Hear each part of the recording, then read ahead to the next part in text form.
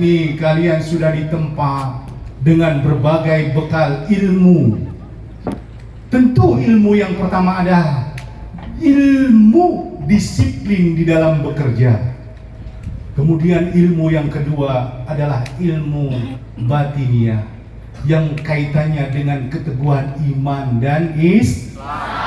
Buktinya apa? Dalam Aid Milad. Oh ya, sebelum saya lanjutkan ceramahnya ini, saya menyampaikan uhanniukum bi'idil miladil mubarak ala LPK Kaina. Saya ucapkan selamat dan sukses atas milad daripada LPK Kaina. Mudah-mudahan milad yang ke-6 ini membawa kesuksesan dan keberkahan kepada khususnya LPK Kaina dan umumnya kepada kalian semua yang nanti akan diberangkatkan sebagai utusan dalam mewakili bangsa Indonesia. Amin ya Rabbal.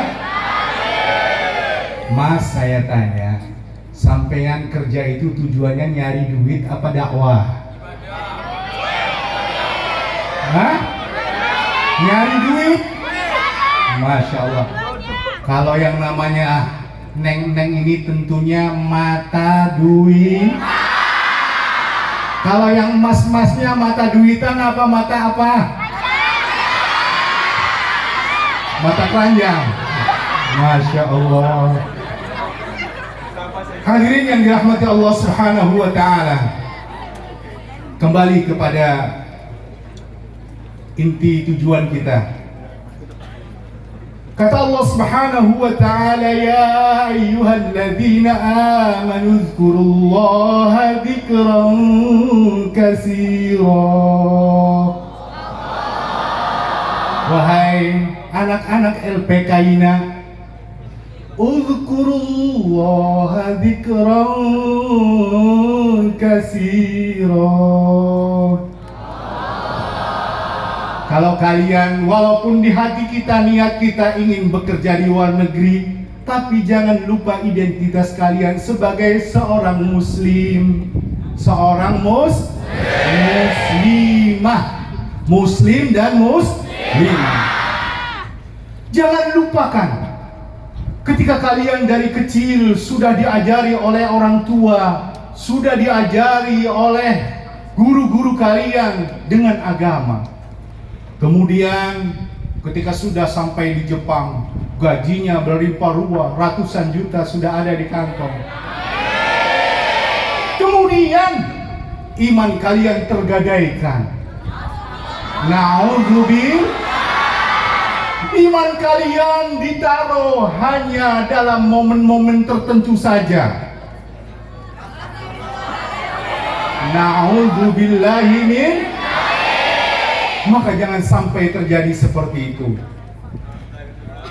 Dengan kalian bekerja di luar negeri, harapan kita adalah bukan hanya ingin memperbaiki masa depan kalian, bukan hanya ingin memperbaiki ekonomi kalian, tapi juga membawa misi agama kita yang ada di sanubari kita semua. Saya ingat ada cerita indah di antara TKI dan TKW yang bekerja di Jepang. Konon katanya dia bekerja di Jepang, awal mulanya hanya sebagai pertukaran pelajar di sana, dan kemudian mereka ada salah satu dari pekerja laki-laki mempersunting wanita Jepang. Konon katanya perempuan Jepang cantik-cantik ya. Katanya. Kebetulan di situ akhirnya berumah tangga, dan alhamdulillah si wanita Jepangnya ini mau memeluk agama Islam, menjadi mu'allaf. Bahkan konon katanya dia bisa membangun keluarga yang Islami. Bahkan konon katanya dia membuat satu perkebunan dan tanahnya luas, kemudian dia menjadi petani yang sukses. Salah satu misi yang dibawa oleh saudara-saudara kita yang ada di Jepang. Mudah-mudahan kalian pun, kalau Allah menakdirkan yang emas-emasnya ini disunting oleh wanita Jepang, dan kalian bisa membawa akidah Islam, menyebarkan Islam di tanah Jepang. Yang perempuannya pun sebaliknya. Kenceng banget. Pengen punya suami orang Jepang? Mau nggak sunat?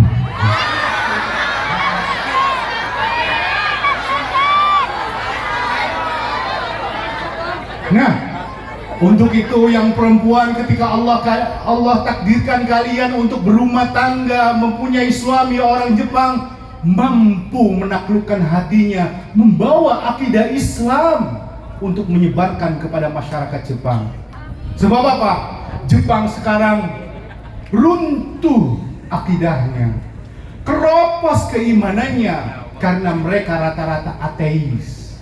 Mereka tidak punya Tuhan, dan agama dijadikan mereka sebagai penghalang untuk kesuksesan kehidupan.